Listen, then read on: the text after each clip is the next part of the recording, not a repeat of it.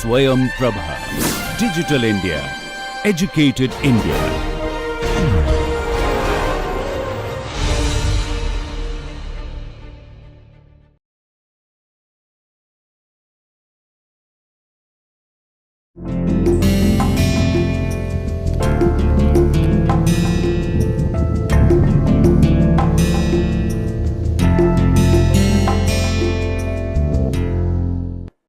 Hello. As you know, this is our course on marketing management part 2 on advanced concepts of marketing management, and we are discussing brand and brand management. I am Jayanta Chatterjee, and here is Professor Shashi Shekhar Mishra. Hello. We are both from IIT Kanpur IME department. At the end of our second week, when we had discussed with you about an investigation which you need to conduct in your locality on how different new products are evolving in the food and beverage domain, we had raised one point that whether a particular soft drink, a beverage, is bought because of its flavor, because of its benefits, or because of its brand. It is that question which we will bring back in this week again and again. Dr. Mishra has already introduced to you what is brand, why we need brand, what is the concept of brand meaning, brand equity, etc. Today we will look at some strategic aspects of branding, some do's and don'ts and some situations which we will discuss to illustrate with examples the effectiveness and the need of a brand strategy. Fundamentally, we need brand because of the very mission of marketing today, which is to rise from mere transactions or sort of faceless relations to relationships which are based on recognition, based on creating a long-term customer experience, ultimately which can lead to customer advocacy, where customer becomes your co-marketeer.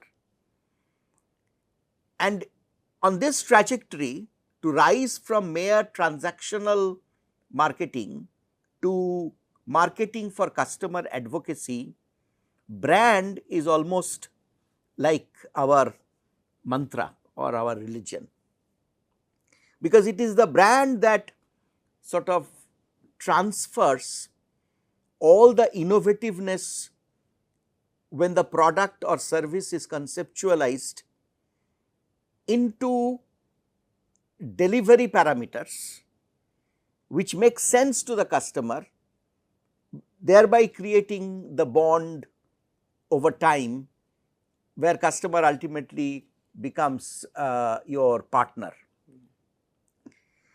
So, if we look at different situations, then we know that leveraging the power of the brand name,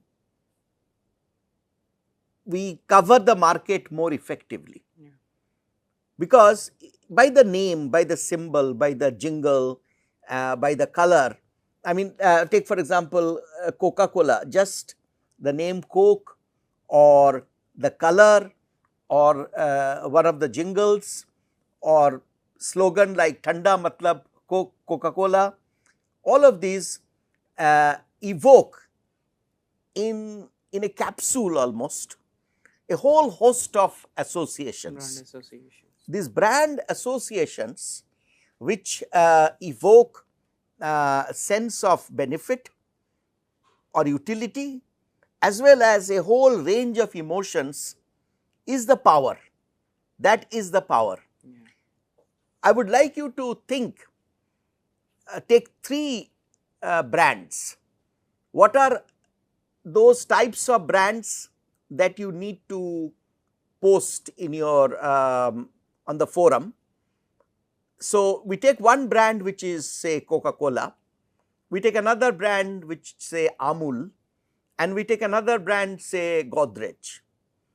And I would like you to examine in your mind that what is the meaning of each one of these brands, what types of brands are this, which you should be able to answer from the sessions that Dr. Mishra has already covered. And I would like you to go to your local shops and see the manifestations of these three brands, that is Coke, Godrej and Amul, in its various avatars.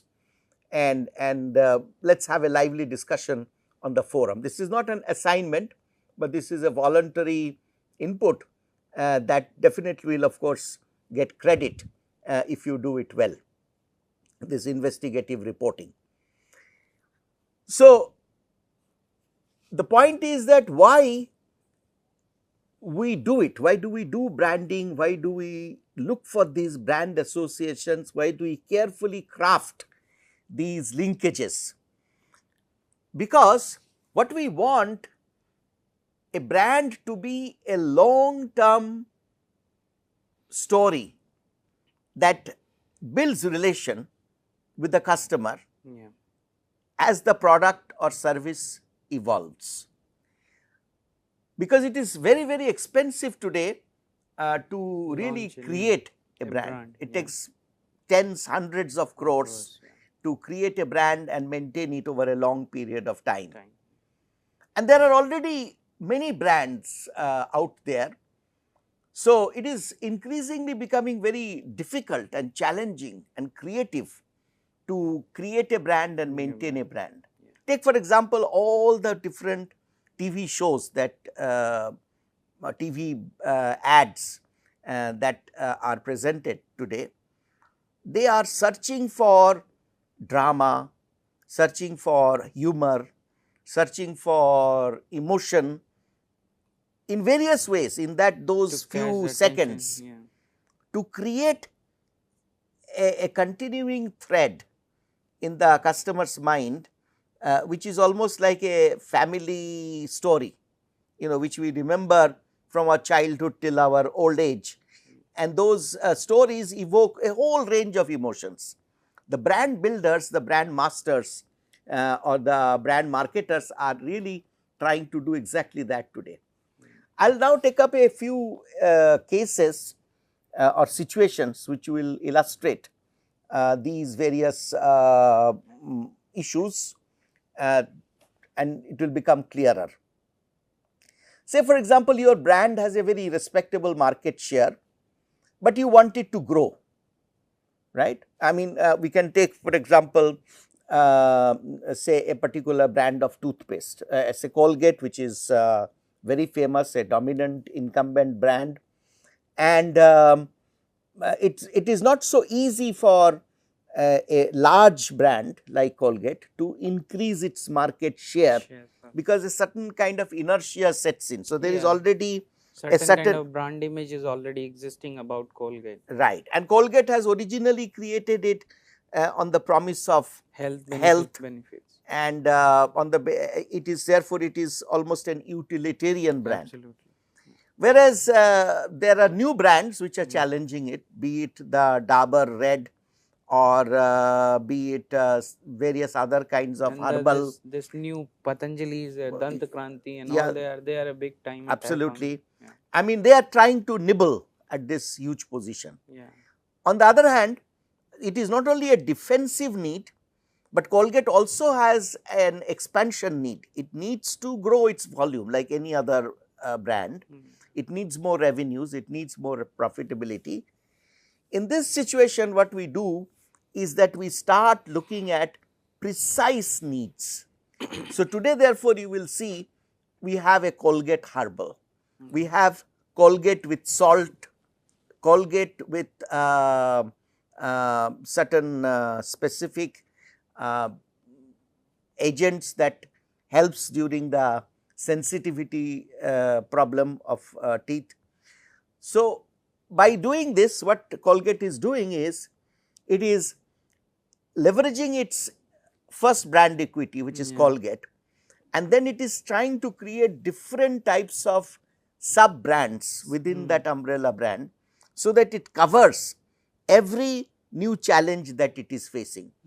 Herbal and ethnic challenge, it creates Colgate Herbal.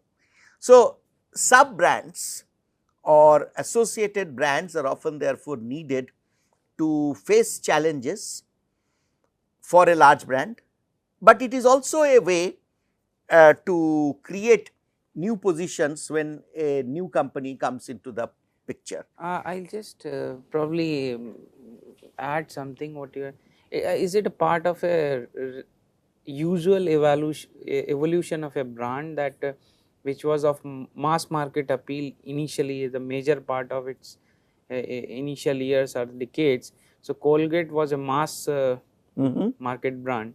Now what happens as a market evolves, so the customers within a health segment start realizing their need, whether they need basically a herbal product or whether they have a sensitive teeth, and that is where this, since they already have this position or the brand image of a health brand or a health benefit brand, they can cater to those needs better by offering the specific sub segment or sub brand, or you can say niches within that, and go and cater to the needs better, and the customers will be able to relate better with Colgate than any newer brand, as you said, because they already have certain kind of equity in the brand.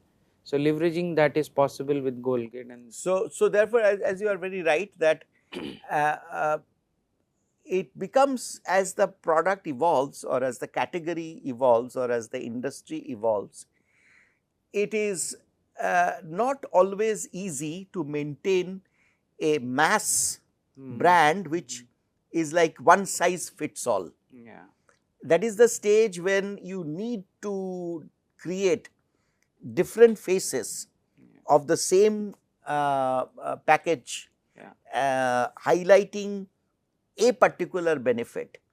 So you have health benefits, and then within health benefit you have this herbal sensitivity, or you have this herbal benefits, you have benefits with whitening respect of teeth, and or it fresh breath or gum health and so on. So, all of that put together is healthy teeth or healthy mouth. But then you are creating particular segments almost to address a very specific need.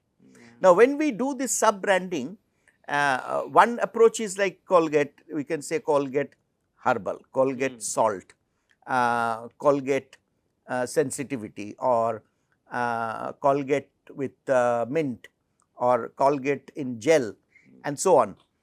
We see that in many other, for example, in shoes, famous Nike brand.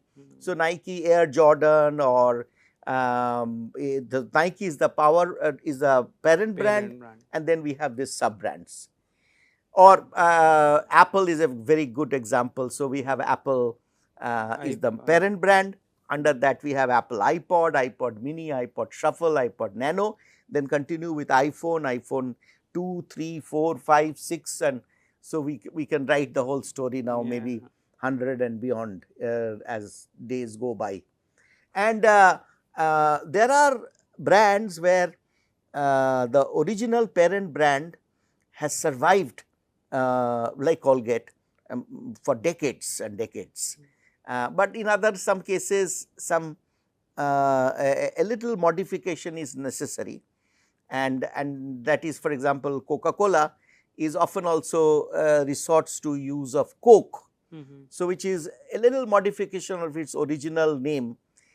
And Coca-Cola reminds me also that sometimes the sub branding or reincarnation may not work very well. So, everybody knows the story that first, of course, it is rumored that Coca-Cola might have engineered the whole issue, that there was Coca-Cola and they bought in something called New Coke, New and there was a lot of reaction to that. Customers wanted the old Coke back, and there came the old Yeah. Coca-Cola in its original form, etc. And thereby it kind of rejuvenated the Yeah. customer interest Yeah. and the folklore about Coca-Cola. Coca-Cola. Yeah. So, therefore, branding, sub-branding, parent brand, sub-brands, different approaches to creation of sub-brands brings us to again this little more explanation on this Umbrella parent brand or umbrella brand.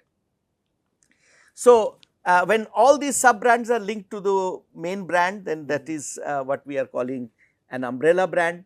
And umbrella brands, of course, has the umbrella concept has more power. So, it can actually remaining within the transportation category. So, Ford Icon, Ford EcoSport, Ford Ranger, these are all different types of sub brands that can be created, or Maruti Swift, Baleno, etc. That can be done. But also sometimes these, instead of just using independent. So, as you can see here, we have a little two approaches. One is Baleno, it does not say Maruti Baleno, whereas in its initial branding Maruti said Maruti 800. The word Maruti was again and again emphasized. These days, now that Suzuki has the major share, the name Maruti is not that emphasized, it is always there, but Baleno is trying to create by itself a brand. It has even it has its own distribution channel called what is that, Nexa, so that therefore it is possibly over a long run. Yeah, the up segment in this car market, the Maruti is trying to create its different channel actually, because they don't want to mix that middle or the entry segment with the upper segment, because Maruti has traditionally that image that it's a car of people's car kind of thing, like mass market, and if they want to enter into the upscale luxury market. So, possibly they are kind of trying to learn from the strategy of Toyota, where Toyota with Lexus and all, they had experimented with this separate distribution channel, the separate kind of service promise, the separate kind of treatment for the customer, etc., etc. Now, we can go to another situation where the brand has a respectable market share. There is a lot of new challenge, new competition, and you want to protect. So, in this case, obviously, one good strategy is expand the market. So, you have a market, your brand dominates, other people are attacking. One option is, of course, to respond to them. So, there are herbal manufacturers who are harping on that particular Indian ethnicity. So, Colgate responds with Colgate Herbal or Colgate Clove Oil, etc. But the other option is that to expand the scope of the original brand. As a brand leader, and the power, since you have that brand power, you can expand your basket of offering. That is another way. Or you can create flanker brands, which will be protecting you from these people who are trying to eat into your. So you create defense mechanisms. One of the good example of this flanker brand in India is this Tide being launched by P&G. So to protect the position of this Ariel, correct, absolutely, up segment. And there were a lot of brands which were coming at the low price product premium and challenging some of the position of that. So they came out with this Tide, and Tide is one of the most successful brands. Very good example. So which shows that either you can, like Maruti, create Baleno, which is the luxury brand, upstretch. So you can go upwards, and you can go to from conventional or utilitarian brand to more hedonistic luxury brand, Aspirational brand. aspirational positioning, or you can go and protect your side or lower side of the market, Yes. which is the PNG Tide is a good example of that. So that the market which is cannot be addressed by Ariel because of its cost structure or because of its brand image, you create another flanker brand to do that. So, flanker brand therefore are a different brand name, but the product is the same. It is the same. The core benefit, the core constituent remains same. Absolutely. So, it is detergent, Yeah. but you create a different name so that you actually you compete against such brands whom you do not want to recognize as your competitor, but yet you do not want to fall prey to a sort of complacency, and you want to protect your lower side, you want to create opportunities at the upside and so on. Now, obviously, if you create a lower priced different name in the same market, so therefore, if you actually create Tide, to some extent the market share of Ariel will be cannibalized. But it is better that you cannibalize your own market than somebody else does. And I think there is one thing, that the chances of people going from Ariel to Tide will, some consumers may try that, but overall if you look at the thing, like a customer who begins to try with the Tide, and as probably you see in the Indian economy that that the income levels are rising, and probably the aspirations are also rising. So, maybe there are quite a good chances that a person who has tried or using Tide will move upwards toward the Ariel. In that way, you are able to basically acquire and retain the customer, and if it goes to the other competitor at the beginning, absolutely, then that is your loss, and probably you will never be able to get that customer. Very good. Yeah. Very good point. And I want to close today's discussion with another type of flanker branding, and that could be like this example of Thumbs Up and Coca-Cola in India. So, Coca-Cola is a global brand. It has certain brand properties which it cannot dilute, like for example, its taste, its experimentation with different level of sweetness. So, you have Coke, you have sub brand Coke Zero, you have Light, but there may be a different kind of taste altogether, which has a particular appeal in a particular culture or in a particular geography. Like Thumbs Up, originally people say that Coca-Cola purchased that brand basically to kill it. Yeah, they did try that. Yes, but then they found that Thumbs Up with its zing or whatever, which means basically I think high sugar content or certain other chemicals that gives you a kind of a kick. So it is kind of a lower priced energy drink. So, it is not exactly the Red Bull, but it has some of the properties of the Red Bull. Now, then you understand that this is a particular kind of appeal which is very valid in India, which is a large market for soft drinks, and therefore, you retain that brand.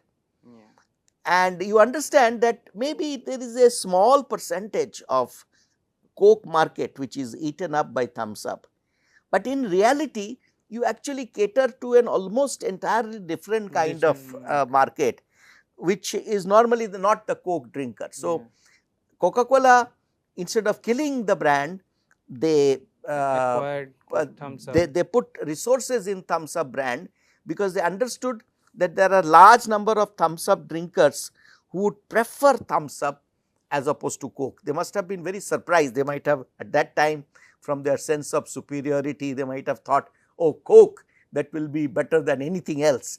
But they understood that they had an asset and not something they need to kill. So, that is how Thumbs Up became a flanker brand, which purpose of which is not exactly to protect the lower segment, because the price wise both may be sold at the same price. It is to protect another type of market sentiment, taste, Yeah. emotion, and that is why you will see thumbs up is really sold on the some kind of promise which is very hard to define, this tufani and this masti and all that kind of thing. So it's a, so it is to protect a certain kind of taste, certain kind of emotion, a certain kind of customer preference. You can create a flanker brand like thumbs up to Coca-Cola. So we'll end our today's session here, and we'll continue from on the same theme, but with different cases tomorrow. Thank you. Thank you.